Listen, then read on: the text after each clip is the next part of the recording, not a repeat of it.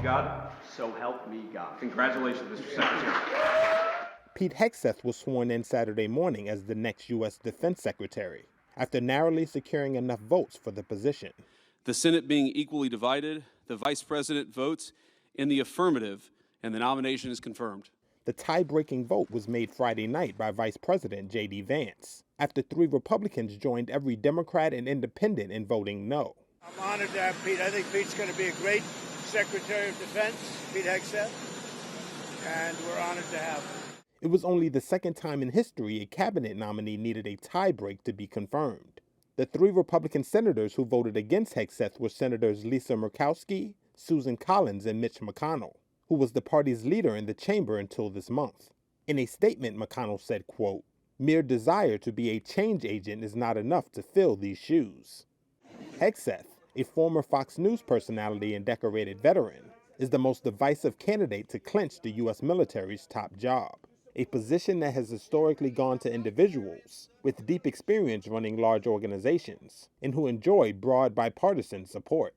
His nomination was rocked by a series of accusations, including one this week by his former sister-in-law, who said he abused his second wife to the extent that she hid in a closet and had a cold word with friends if she had to be rescued.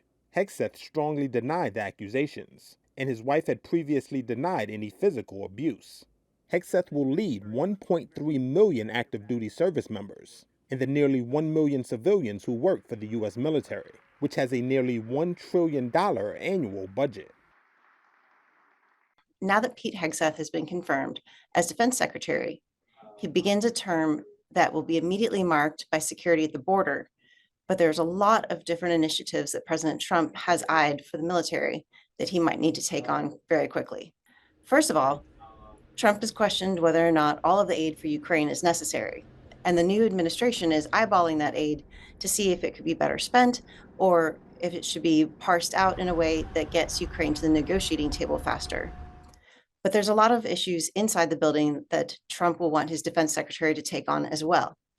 In his very first action as president, Trump removed protections for transgender troops that had been put into place under President Biden. And it's expected that following that, Trump will again instate a ban on transgender troops from serving.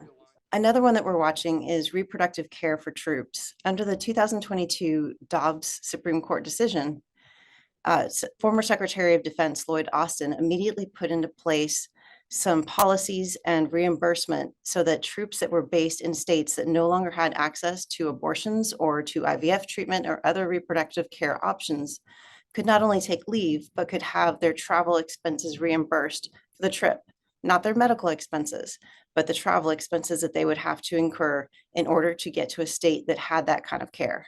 We've all been closely watching whether there'll be any policy changes to women in combat.